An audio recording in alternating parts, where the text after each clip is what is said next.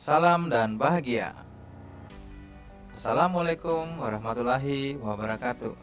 Salam sejahtera buat kita semua. Shalom, Om Swastiastu, salam kebajikan, Namo Buddhaya, Rahayu. Di video kali ini saya akan mempresentasikan terkait demonstrasi kontekstual pemikiran Ki Hajar Dewantara. Sebelum itu saya akan memperkenalkan diri terlebih dahulu. Nama saya Wayan Heri Krisnawan. Saya adalah calon guru penggerak angkatan 10 Kabupaten Poso dengan unit kerja saat ini SD Negeri 3 Tamarana. Kemudian Ibu Selvi Kadir Lahati, Master Pendidikan sebagai fasilitator dalam pendidikan guru penggerak kali ini. Kemudian Bapak Dewa Made Mertayasa, Sarjana Pendidikan sebagai pengajar praktik pada pendidikan guru penggerak yang saya jalani. Dalam video kali ini saya sudah memetakan beberapa konsep pembahasan yang akan dibahas dalam video kali ini. Yang pertama adalah tentang profil singkat Bapak Pendidikan Indonesia, Bapak Ki Hajar Dewantara. Kemudian yang kedua adalah dasar-dasar pemikiran Ki Hajar Dewantara. Yang ketiga, relevansi dan penerapan pemikiran Ki Hajar Dewantara pada pendidikan saat ini. Kemudian yang terakhir adalah tantangan dan solusi dalam menerapkan pemikiran Ki Hajar Dewantara di sekolah. Kita mulai dari yang pertama, profil singkat Bapak Pendidikan Ki Hajar Dewantara. Bapak Ki Hajar Dewantara merupakan salah satu tokoh pendidikan Indonesia yang sangat terkenal dan fenomenal.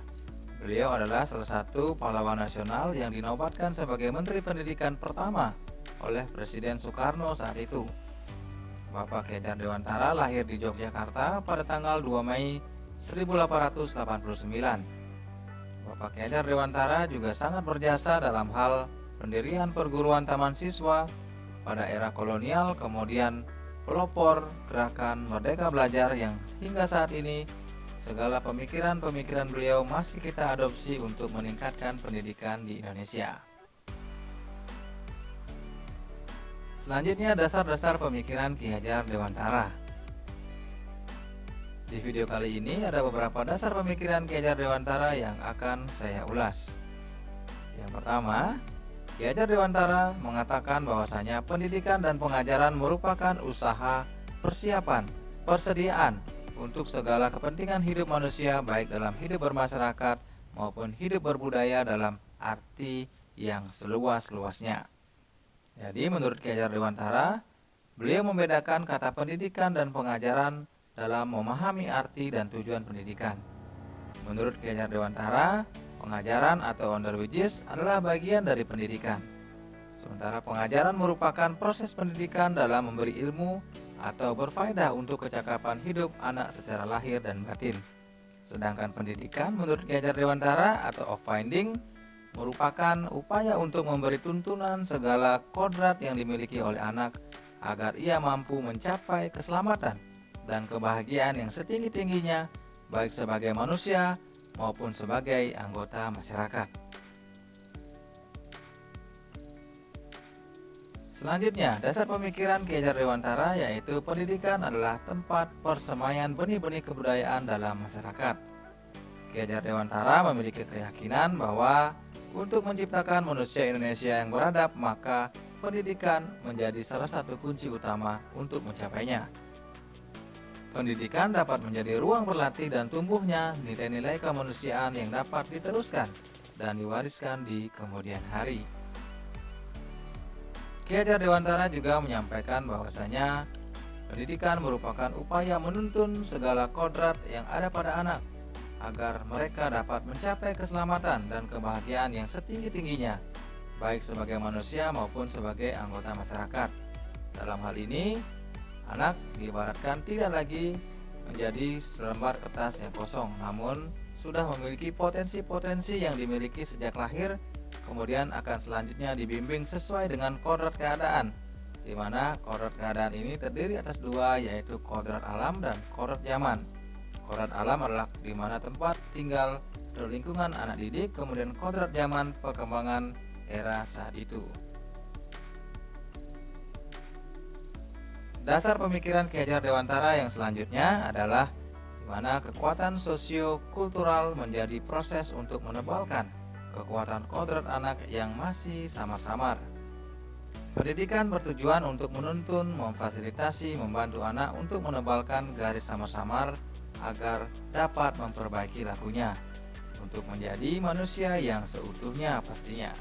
Jadi anak bukan kertas kosong yang bisa digambar sesuai keinginan orang dewasa.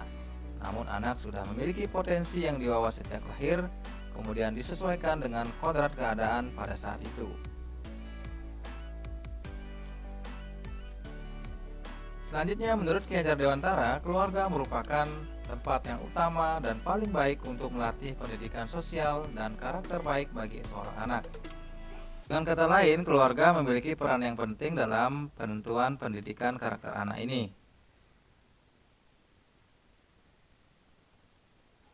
Selanjutnya, trilogi pendidikan sebagai pemikiran Ki Hajar Dewantara, yaitu konsep menghamba kepada murid. Tidak asing lagi, konsep trilogi pendidikan ini yaitu Ing Arso Sungtolodo, Ing Madyo Mangunkarso, dan Tutwuri Handayani. Di mana Ing Arso Sungtolodo itu artinya adalah dari depan memberi contoh, kemudian Ing Madyo Mangunkarso dari tengah memberi dukungan, kemudian Tutwuri Handayani dari belakang memberikan motivasi dan dorongan. Konsep trilogi pendidikan ini dimaksudkan adalah untuk semata-mata mengorientasikan diri sepenuhnya kepada peserta didik. Selanjutnya, relevansi dan penerapan pemikiran Ki Hajar Dewantara dalam pendidikan masa kini. Maksud dari pendidikan tentu adalah untuk menuntun segala kodrat yang ada pada anak agar mereka mencapai keselamatan dan kebahagiaan yang setinggi-tingginya, baik sebagai manusia maupun sebagai anggota masyarakat. Dalam hal ini ada 2 poin penting dalam pemikiran Ki Hajar Dewantara, yaitu menuntun, kemudian selamat dan bahagia. Dalam pendidikan abad 21 tentu saja ada korelasinya, yaitu tentang kolaborasi, kritis, reflektif, komunikasi, kreatif, inovatif, dan juga well-being. Di mana well-being ini dimaksudkan adalah upaya untuk menciptakan suasana yang nyaman dan bahagia kepada diri siswa. Berikut contoh-contoh penerapan pemikiran Ki Hajar Dewantara yang saya lakukan di sekolah. Yang pertama, pembelajaran berpusat pada siswa. Tentu saja melalui asesmen diagnostik kita dapat mengetahui sejauh mana siswa memahami pelajaran yang akan kita pelajari. Asesmen diagnostik ini biasanya dilakukan di awal pembelajaran. Selanjutnya, menuntun kodrat anak, di mana kami menuntun segala potensi yang dimiliki oleh anak didik untuk dapat berkembang sesuai dengan kodrat alam dan kodrat zamannya. Di mana salah satu contohnya adalah mengikuti lomba kegiatan O2SN dan FLS2N. Selanjutnya, mewujudkan profil pelajar Pancasila, di mana profil pelajar Pancasila ini merupakan arah untuk pendidikan Indonesia ke depan. Profil Pancasila terdiri atas beriman dan bertakwa kepada Tuhan Yang Maha Esa dan berakhlak mulia, berkebinekaan global, bergotong royong, kreatif, bernalar kritis, dan mandiri. Selanjutnya, tantangan dan solusi dalam menerapkan pemikiran Ki Hajar Dewantara, di mana tantangan yang dihadapi dalam menerapkan pemikiran Ki Hajar Dewantara adalah yang pertama, di mana penerapan pemikiran Ki Hajar Dewantara dalam proses pembelajaran tentu belum maksimal. Yang kedua, ekosistem yang belum sepenuhnya mendukung, dalam hal ini sarana prasarana untuk penunjang tujuan pendidikan. Kemudian selanjutnya, tenaga sumber daya manusia guru profesional yang kurang memadai. Ini terbukti dengan adanya kurangnya guru yang berkualifikasi profesional. Selanjutnya, untuk mengatasi tantangan tersebut, ada solusi-solusi yang kami upayakan. Yang pertama, refleksi dan evaluasi secara bertahap, konsisten, dan kontinu. Kemudian yang kedua, melibatkan semua unsur pendukung pendidikan beserta stakeholder yang ada. Selanjutnya, mengikuti kegiatan pengembangan diri seperti saat ini yang saya ikuti adalah program pendidikan guru penggerak. Demikian video presentasi terkait demonstrasi kontekstual pemikiran Ki Hajar Dewantara ini. Semoga dapat bermanfaat dan menginspirasi. Salam dan bahagia. Wassalamualaikum warahmatullahi wabarakatuh. Salam sejahtera buat kita semua. Shalom, Om Santi Santi Santi Om. Salam kebajikan, nama budaya, Rahayu.